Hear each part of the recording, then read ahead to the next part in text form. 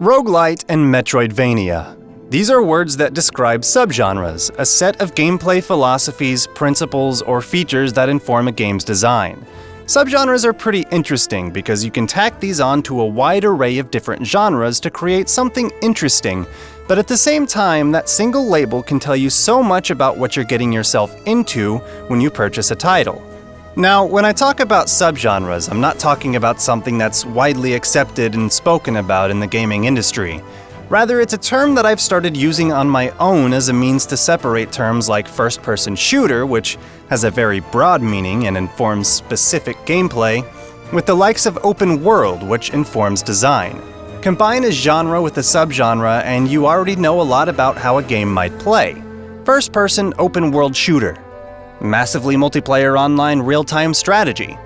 Roguelite flight simulator. You might not know of any games exactly like these off the top of your head, but I'd be willing to bet that you almost instantly got an idea of what you can expect when you play a game that describes itself in one of those ways. I could probably make a whole video about how I personally break down genres and subgenres, and I probably should because as I write this, I'm realizing that I've never actually done that and it's been a challenge to actually externalize these ideas for the first time.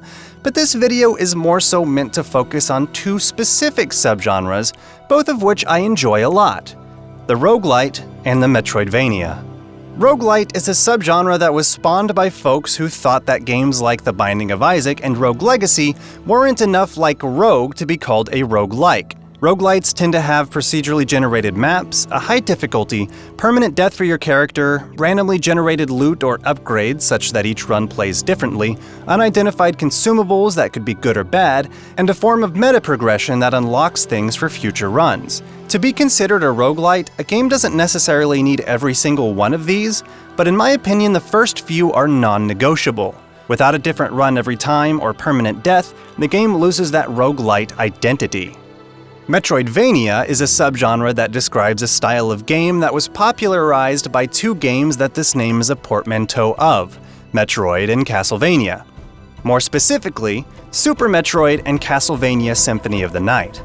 While Metroid's gameplay up until Super Metroid had been more or less consistent, their gameplay and design were ultimately very clunky and hard to handle, whereas Super Metroid took the best things about the series up until that point and greatly improved upon them. Castlevania, on the other hand, was nothing more than a level-based hack-and-slash platformer up until Symphony of the Night, where it took inspiration from the Zelda franchise and Super Metroid to create what I see as the ultimate defining feature of a Metroidvania.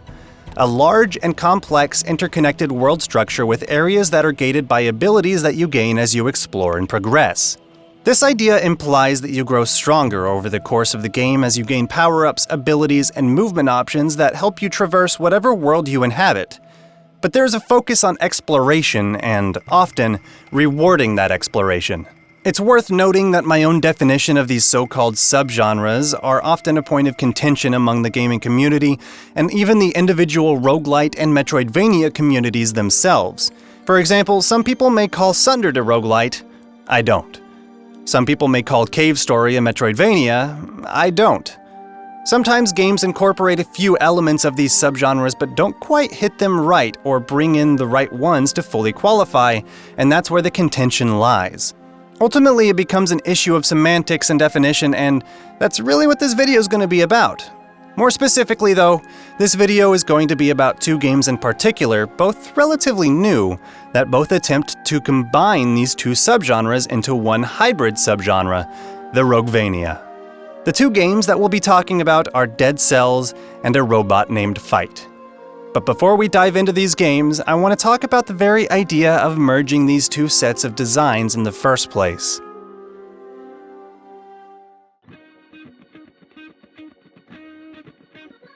First, I want to get out of the way how diametrically opposed these two subgenres are in my mind. A roguelite emphasizes short runs that are often widely different from one another with procedurally generated maps. Metroidvanias emphasize exploration, powering up, and backtracking to that thing you saw earlier in the game that you can interact with now that you have this new toy. What makes these two things so seemingly incompatible to me is the fact that the idea of a procedurally generated map goes against the very nature of familiarity that exploration imparts. And on top of that, as a person with a computer science degree and a career in software development, the very idea of creating a complex, branching map full of various exploration possibilities and variable types of power-ups to gate the ways, while remaining interesting and preventing soft locks, is a thought that causes me some amount of stress just thinking about all the various possibilities and ways that it can go wrong.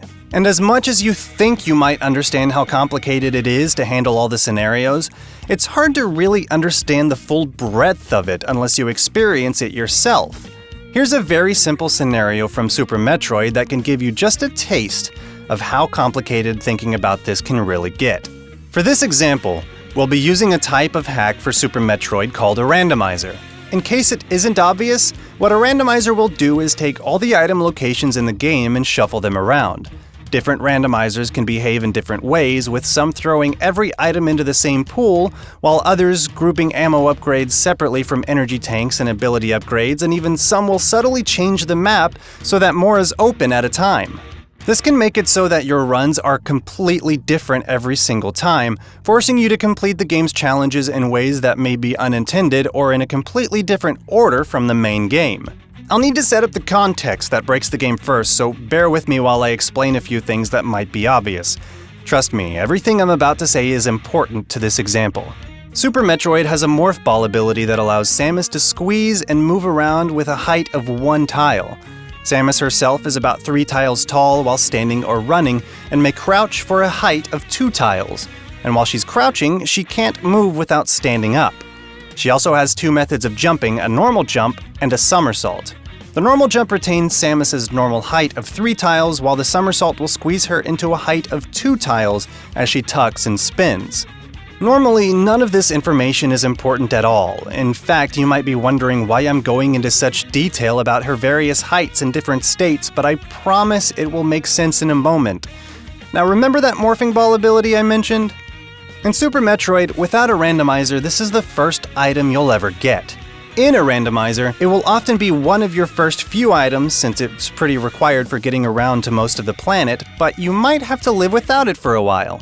By itself, missing this item can create more than one soft lock situation, meaning that you're simply stuck, unable to proceed or die, and must reset and try again. This happens because there is another power-up, the bomb, that's normally the second ability you receive, that can only be laid while in morph ball mode, and can destroy certain blocks that are in the way as you travel through the game's world. There's another power-up called the screw attack that can also destroy these same blocks. This power-up is activated by initiating a somersault and might be given to you early on instead of bombs as a way to travel through these blocks. Keeping all that in mind, there are a couple of places in the game where there is a barrier of these blocks that is 3 or 4 tiles high that you want to get through. If you have bombs, then you have Morph Ball and there's no problem. But if you don't have Morph Ball and you initiate a screw attack to get through these blocks and make a careless jump, well, just look.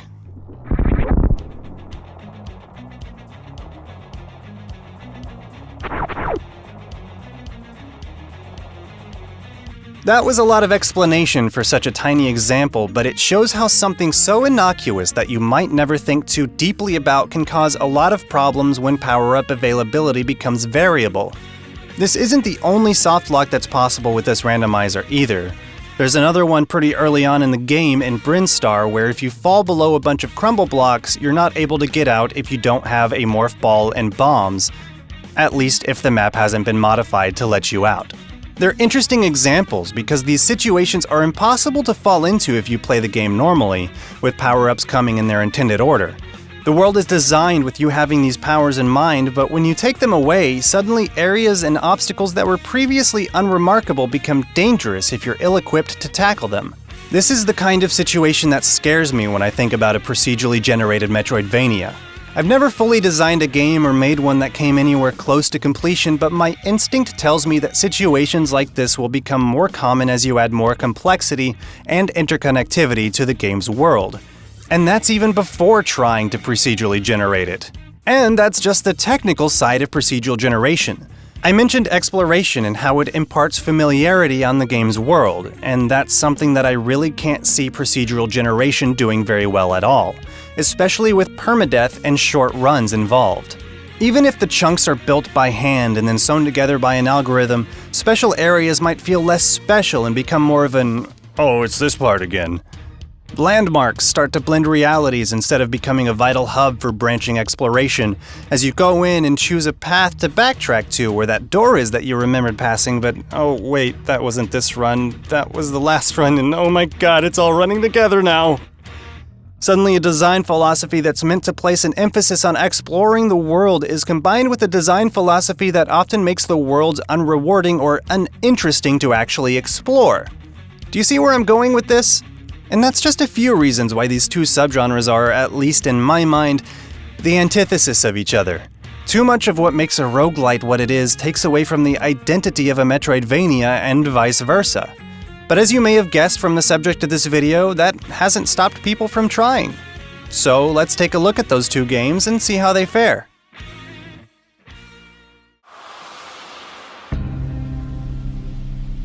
Since it came out first and is the more well-known of the two titles I want to focus on, let's begin with Dead Cells.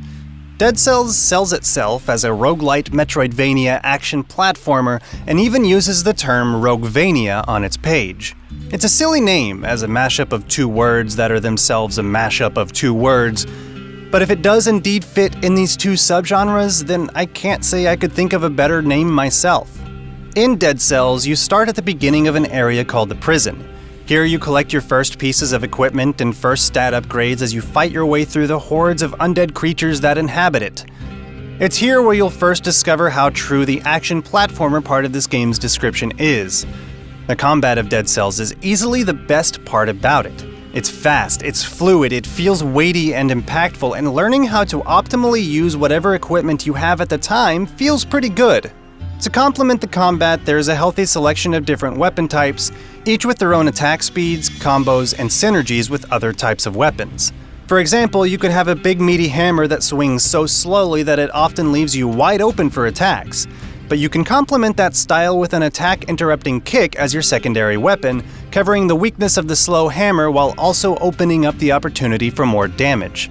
Or you can get your hand on a firebomb and an oil sword and unleash your inner arsonist for a playstyle that places more emphasis on diving in and out of danger as you burn your foes alive. Or you can swing fast with a killer combo using dual daggers and cap it off with a crossbow blast to the face. There are so many ways to play, and new weapons with more power and more effects drop all the time as you play, so your playstyle might change half a dozen times or so by the time you're finished with a run. As you continue your run, you'll find gold that you can use to buy upgrades at the occasional shop, stat upgrade scrolls that significantly increase your health, weapon damage, or ability damage, cells that you can use to purchase more persistent upgrades in between levels, and blueprints that let you discover new items in the future. You might have caught something weird in my choice of words during that list. I said between levels. This is the first way that Dead Cells violates a main design principle of Metroidvanias. Remember how I said that a Metroidvania has a large and complex interconnected world structure? Dead Cells doesn't have that. Instead, it has levels, and each level has a few different possible exits that you may use to visit a different level on each run. But it's a one-way trip. Once you move on to the next level, you're stuck in that level until you finish it. It's not complex, it's not interconnected, you can't backtrack, and the only thing you can really do is just keep moving forward. And this is probably where people will start to heavily disagree with me, and here's why. Some of these paths are blocked off and inaccessible when you pick up the game for the first time. Somewhere along the way during your first few runs, you might come across an elite enemy, and defeating that elite enemy will give you a permanent power-up called a Rune. Currently, there are only 2 runes in the game that affect anything actually in the game, which means yes, I'm excluding the rune that allows you to do daily runs, and they are the Vine Rune and the Teleportation Rune. The Vine Rune allows you to tickle a puddle of slime and force it to grow erect so you can access a place that was previously blocked off. Obvious and hilarious innuendo aside, the Teleportation Rune is almost exactly the same, allowing you to teleport from a standing sarcophagus to a nearby standing sarcophagus that happens to be linked to it for whatever reason. These permanent runes will allow you to explore places that were previously inaccessible in previous runs, often granting you an item or the choice to take a different path than you would have been able to take before you had that power-up. To the people who generally disagree with me on Dead Cells' status as a Metroidvania, This represents ability-gated progression, with backtracking being fulfilled by the inevitable death of your character, which, being a roguelite, means that you start again from the beginning. So once you progress far enough to get your first rune, then die and respawn in the prison, you now have the ability to explore a different path. But to me, that's not really enough to qualify as backtracking or ability gating. First off, these two abilities they're fundamentally the same. They're not interesting power-ups that make you any more capable in combat once you earn them, and they don't even help you move around any quicker or more efficiently than you would if you didn't have them. They're just keys to a few locked doors that happen to be lying around in some levels, just with a different skin. Second, dying is not backtracking. Yeah, sure, you end up in the same level you always start in, but it's most often not your choice. You just happen to die and had to start over. Or you win and start over. Plus, you have to explore the entirety of the prison again because, surprise, it's procedurally generated. I will admit that each level does have its regular occurrences, such as the graveyard always requiring a key you get from the end to open a way forward at the level's beginning, or the prison always having the slime vine and sarcophagus with the same level options lying behind them. You still have to find it though. There's a lot more that I want to talk about when it comes to the procedural generation and level design, but I'll save that for a little bit later. Third, the path you take through the run is almost completely inconsequential to your progression through the game.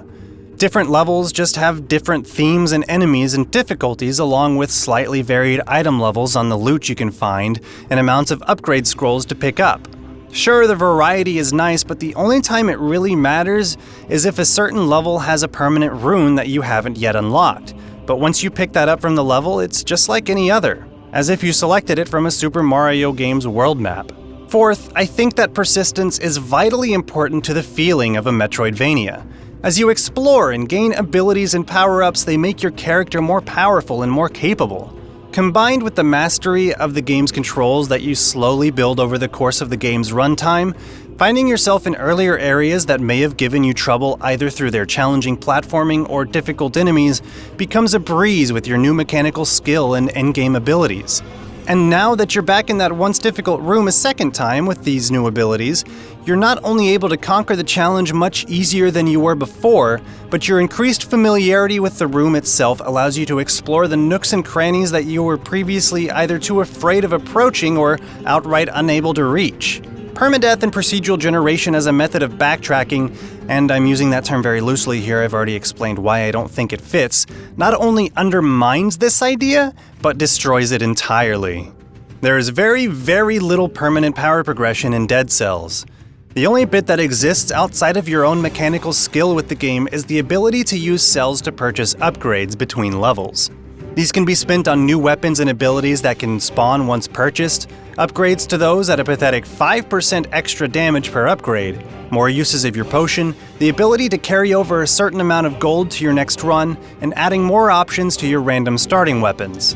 For the most part, these only really help add more variety to your runs and assist you in getting a full set of items slightly quicker, with the main exception being the increased charges of your healing potion, which will help you progress further with more consistency since it allows you to make more mistakes per level. As for the 5% upgrades, they're mostly boring filler upgrades that are meant more as a currency dump once you've purchased everything else important. You're not really going to feel that 5% anyway, and even making use of that upgrade is dependent on whether or not that weapon actually drops in a run, so it's not even very reliable. I said earlier that I wanted to talk more about the level generation, and this is the perfect time to do that since it ties in so well with the idea of power progression. When you've fully explored a level in Dead Cells and open the map, it looks like many Metroidvania maps you've seen in the past, with squares that you've explored in what looks like it could be complex and interconnected if only with itself. However, it's much simpler than it first looks. Each level has a straight-shot linear path to the end, with branches that lead either to an alternate exit or a dead end with an item or a scroll to pick up or a shop to peruse. Some levels make these branches a little more obvious than others, with the ramparts and the promenade of the condemned being the absolute pinnacle of simplicity, where every single path down is a dead end, except for one, usually closer to the end with an alternate exit. But this is a Metroidvania, right? You should want to exhaustively explore every branch. That was true for me at first, but the more I played, the more I realized that exploring levels completely was more often a waste of time and effort, with a reward that was more often than not completely worthless. Most often, these dead ends result in an item that you either don't want to use, don't like, or is objectively worse than what you currently have equipped. Same thing with the shops, really. They're often filled with items you don't want for whatever reason. You're able to scrap these for gold now, but it still makes you feel like you've wasted your time. But even if you have the best items you can for the level you're on, you still feel like it's required to fully explore the level because of the stat upgrade scrolls. These are the main way that you can gain more attack power, ability power, and health. These by themselves incentivize exploration because without them, you'll find yourself woefully underpowered for the later levels, especially when the health upgrade increases your health exponentially by about 48% per level in it, and that compounds. That amounts to 100 health at level 1 to a massive 1051 health at level 7.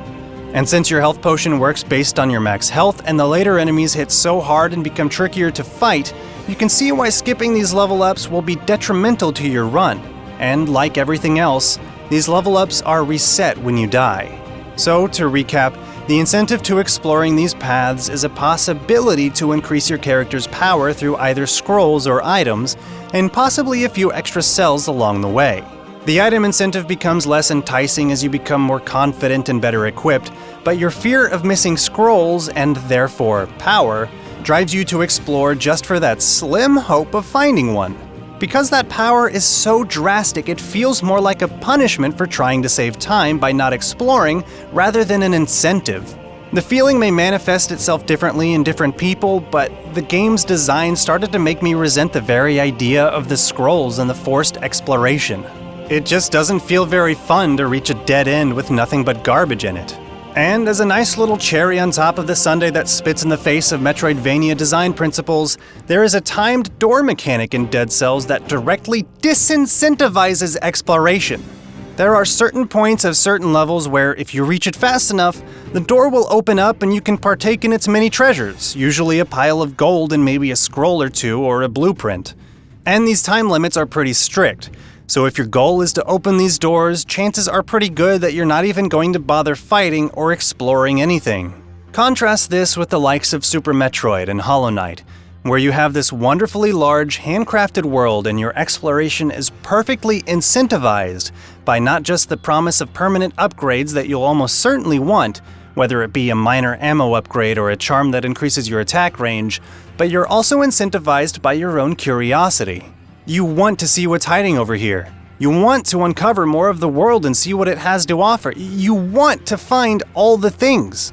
And you know that once you explore it, you'll know what it is, where it leads, and you'll never have to go back if you don't need to. And that ties back into the procedural generation and lack of persistence. And now that I've sat here and criticized Dead Cells for about 12 minutes or so, I want to be clear that I don't dislike the game at all. I actually like it quite a lot.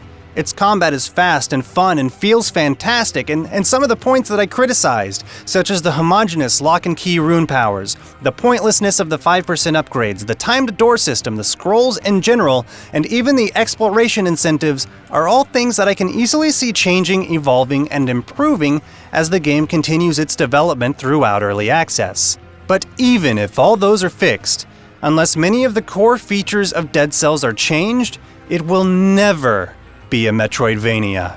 Once I had spent enough time in Dead Cells, I had decided that a Roguevania simply can't exist. The two subgenres that it attempts to combine require so many sacrifices on either side to make it work, such that the identity of one or the other just gets lost. Dead Cells tried, and while it succeeded in creating a fun and engaging roguelite, it failed miserably at being a Metroidvania.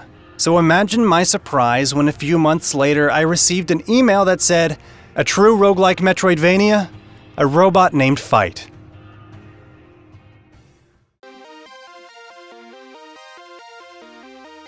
Pedantic irritations about the word roguelike being misused here aside, this email intrigued me for one big reason.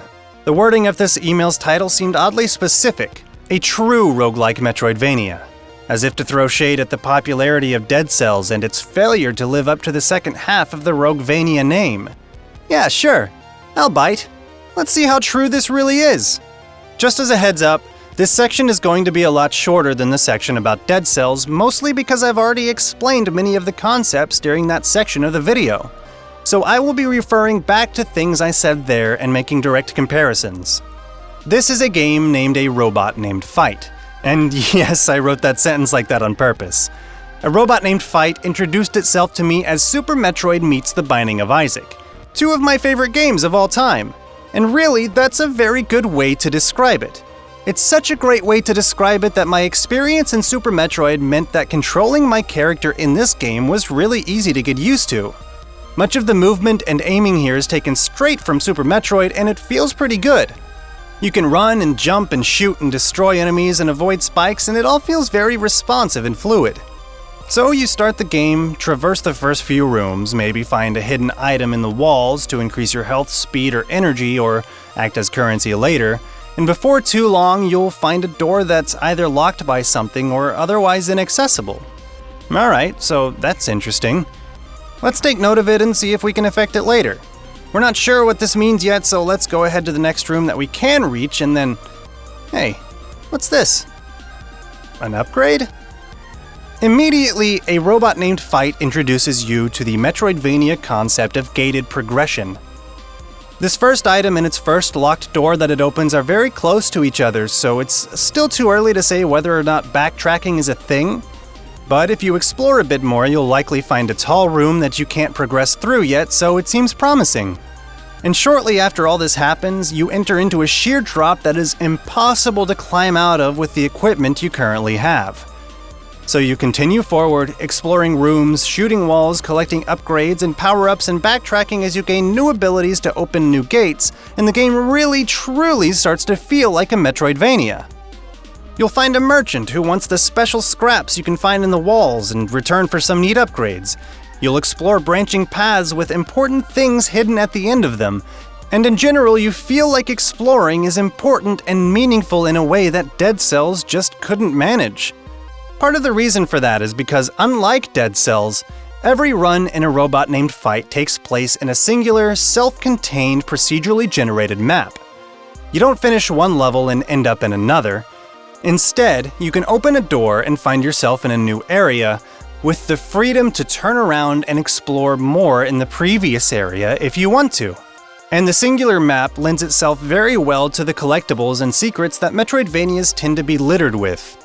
You're able to collect everything in 100% the map, which makes collecting the upgrades feel at least a little bit better, even if the specific collectible you got was unhelpful at the time. The fact that it goes towards your completion by itself helps make the user experience just a little bit better, which goes a long way towards making the game feel more rewarding overall. Over the course of the run, as you explore the map, you'll gain a variety of upgrades. The arachnomorph and slide abilities let you cross low-hanging ceilings. Various orbital robot orbs and suits give you a variety of utilities such as a light source, the ability to take more damage, more defense, or even a retaliation aura for when you get hurt. And there are a handful of main cannon upgrades that can give your bullets different properties like split shot, charge shot, a minor explosion or aura, and even secondary weapons that use energy that all have their own various strengths. Some of these wind up being very optional, while others are required to progress to the next area and get the final movement ability that will finally allow you to head back up the shaft that you dropped in at the beginning of the game and head up to the game's final boss of the run. Up until now, I've been talking about A Robot Named Fight's Metroidvania elements, but what about its roguelite elements? Well, they're all here. You have procedurally generated maps, every run has a different set of items that may be in a completely different order, you complete achievements that can unlock more item possibilities for future runs, and though I personally found the game easier than most roguelites I've played, it can still be pretty difficult at times. And last but not least, it has permadeath. Once your character dies, you start over with a new map, no power-ups, right from the beginning. So, like the email said, is this a true Roguevania? Does it hit all the right beats? Much to my own surprise, yeah. I absolutely think it does. Now, it's not perfect, and I still have my gripes with the game. For one, runs are relatively short, with my first run finishing with 97% completion at about 70 minutes, with subsequent runs reaching full completion with more efficiency as I get luckier with drops and more mechanically skilled with the game. I don't have anything against short runs, it just kinda goes against the whole feeling of a Metroidvania, and the exploration and familiarity. Second, while backtracking and exploring is present and feels pretty good, the map and its interconnectivity is still far from complex, with every map that I've played so far, at least that I can remember, following the same general 180-degree rotated lowercase e structure. Of course, there are branches across the shape of the E that you're required to explore, but it could do with a bit more variety and more interesting map structures and varying amounts of interconnection and shortcuts between areas. And that goes to the third, I'd enjoy a bit more variety from the weapons and power-ups too. But since this is made by only one man and is only $10 on launch, there's still a lot here to discover for what it is. And fourth, which ties back to the first, procedural generation in general still harms the familiarity aspect such that each individual room feels far less important or meaningful than it would if the whole game was painstakingly handcrafted. And outside of making each run last the length of a full feature-length game on its own, I don't think that it's really possible to fix since it seems to be more of a byproduct of the shorter runs when combined with procedural generation. Short runs and random layouts make each room feel less like it's a part of a coherent world, and more like just a room. Much longer runs would make rooms feel more important, but those long runs would, I think, harm the ideas of both the roguelite and Metroidvania sides of the design, since each death has the possibility of erasing many hours of exploration, progress, and familiarity. So I think that's just a sacrifice that needs to exist for this weird mashup of subgenres to exist. And finally, the ever-present threat of permadeath destroys any possibility of the trial and error of certain difficult Metroidvania challenges and replaces it with error and start over. A Robot Named Fight is a fantastic little game that surprised me with its ability to retain the identity of both the roguelite and the Metroidvania. It's proven something that before Dead Cells never crossed my mind, and after Dead Cells I was completely convinced was an oxymoron. The idea that a Roguevania can exist and be true to both genres is possible, and it's fun. It's like a Metroidvania with its own built-in route and item randomizers, and that's pretty exciting. It's got my programmer brain thinking about the complexities of the ability-gated pathways that we spoke of earlier on in the video. And the more that I think about it, the more possible it seems to be. With enough clever pre-built rooms with various designs and rules and modules that you can use to place items, block paths, and plug into each other, all placed gingerly on top of a robust collection of different items and the right abstractions to feed into a procedural generation algorithm, I think that this collection of subgenres has the possibility to grow immensely. Like I said, A Robot Named Fight isn't a perfect example of a Roguevania, but it's a hell of a lot of fun and represents what I consider the first and only successful attempt at merging these two subgenres. And since it is currently the only one, I'm hoping that it finds some widespread success so the developer will be able to keep adding more and more to the game and see it grow and evolve, and so that it can be seen by many talented people who will then be inspired to make their own Roguevanias in the future.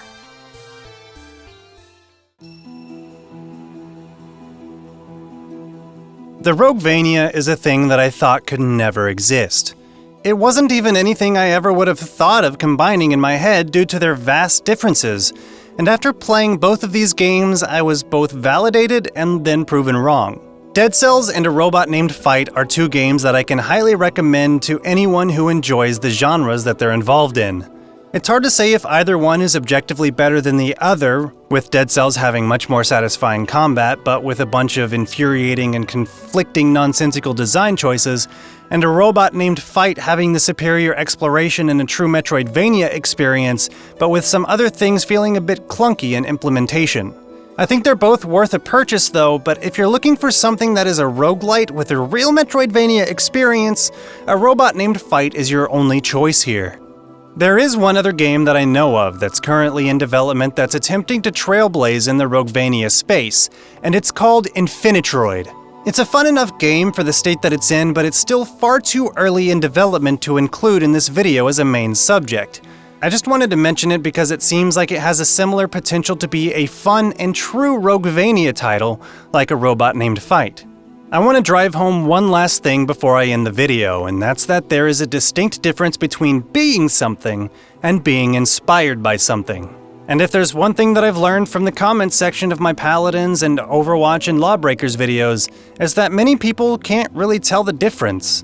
Parts of Paladins may have been heavily inspired by Overwatch, parts of Overwatch might have been inspired by success in Paladins, and Lawbreakers tried its hardest to stay away from both of those in a strange sort of anti-inspiration kind of deal, but none of these is the other. Likewise, the length and breadth of this video is inspired by the in-depth analysis videos of Joseph Anderson, but this is not a Joseph Anderson video. Paladins has some elements of Overwatch, but isn't Overwatch. This video has some elements of Joseph Anderson's videos, but it isn't one. And you guessed it, Dead Cells has some elements of a Metroidvania, but it's not one. And you know what? I'll be the first to admit that this whole video is formed on a basis of pedantry, but let's face it, I'm a bit pedantic myself. If you're gonna use a label like roguelike or Metroidvania to describe something that doesn't actually really fit into that label, then the label begins to lose its meaning. The term role-playing game has already been similarly destroyed, so let's try to be a little more careful with the rest, yeah? And if you made it all the way to the end of this probably way too long video, I thank you for watching. Like I just said, the breadth that this video covered is inspired a lot by Joseph Anderson's long-winded, long-form analysis videos, which I find very interesting. Because of that, I decided to try something similar in my own style, even if my writing and analytical styles are significantly less honed and practiced. So if this video does well and you folks like this kind of content, let me know, because if it's worthwhile, I'd love to keep honing and practicing by making more videos like this in the future. So let me know what you think. By the way, I have a whole series for both of these games over on my Let's Play channel, so go check those out if you're interested. And special thanks to all my Patreon supporters who help keep this channel going. The support really does mean so much, guys. I really mean it. Thank you all. And finally, please do all the usual stuff. Like the video if you liked it, dislike it if you hated it, follow me on Twitter @ingenioussclown, and hit that subscribe button if you haven't already, and I will see you next time.